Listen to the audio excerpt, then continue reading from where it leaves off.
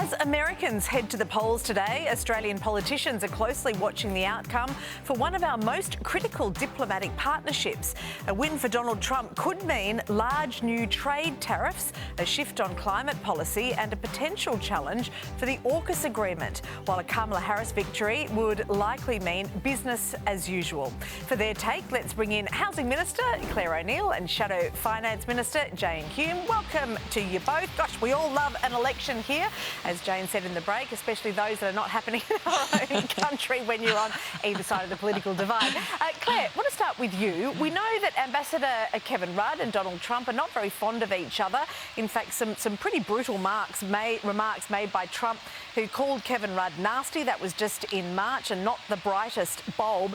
It's going to be difficult for our ambassador to do business with the US government if Trump wins. Oh, well, look, Ambassador Rudd is not just one of the finest foreign policy minds in Australia, but actually in the world. And he has done a power of work to help Australia prepare for whatever eventuates out of the election today.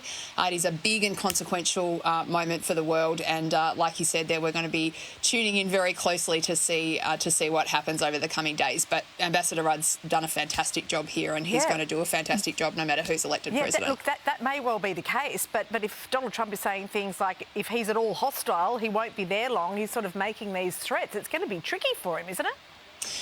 Look, I don't think so. I mean, Australia and the US are firm friends and partners, and we have been now for many, many decades. And those relationships, they're not about one person or one individual on either side. They're about the strength of the connection between millions of people in our country and the US. So I don't think we've got any question about where those bonds are going. But I'd say again, Ambassador Rudd is one of the most clever people in the world.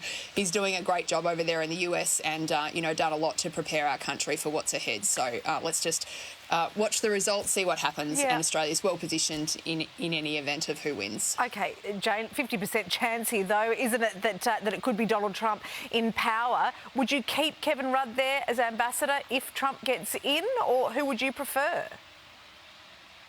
Yeah, this is very much a call for the government of the day. Claire's right. The relationship that Australia has with the US is an enduring one, both strategically and economically, and that will persist no matter who is sitting in the White House.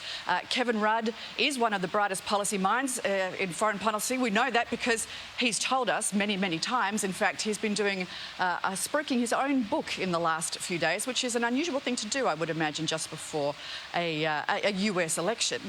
Look, he's certainly done some good work around the US, the AUKUS agreements, and around defence contract ties. That's terrific, good news.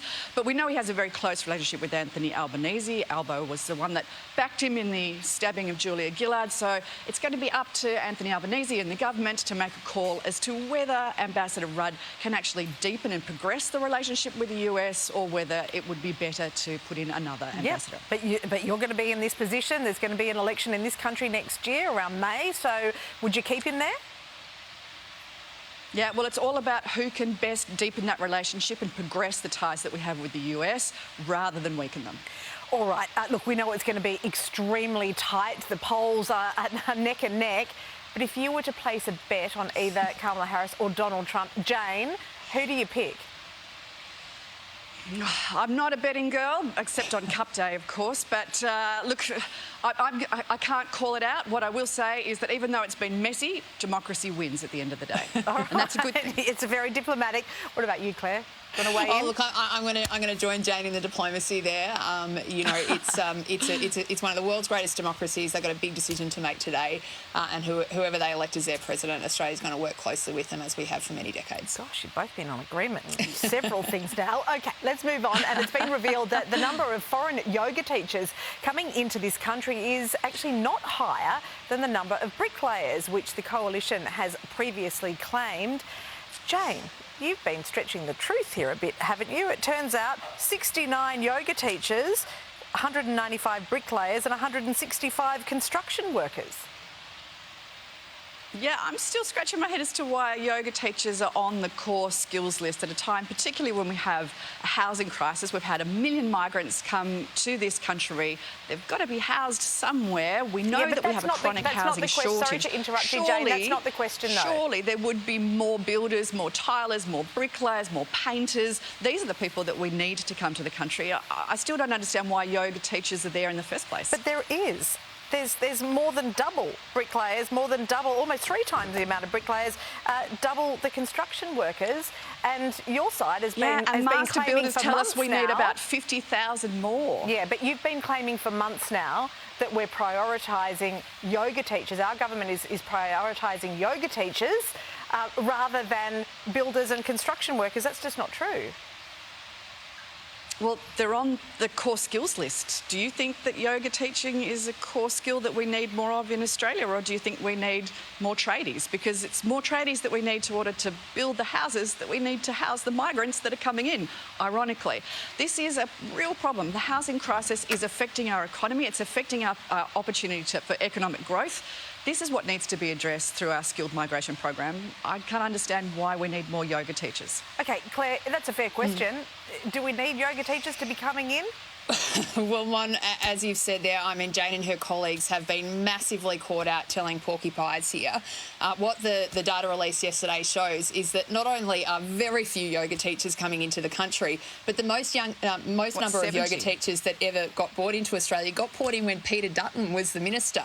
And Jane's asked why they're on the core skills list. Well, they're on the core skills list, Jane, because your colleagues put them on the core skills list through Dan Tehan's engagement in trade agreements. What I want people to understand is don't listen to all this ridiculous palaver that is coming out from Jane and her colleagues. They've been shown to be not telling the truth here. What the truth is that hardly any yoga instructors are coming into Australia. Right. What we are doing is bringing significantly immigration minister. What we are doing is bringing significant number of skilled construction workers into the country, more in the last year than in any year in the previous decade. Are you going to meet Claire, your housing targets?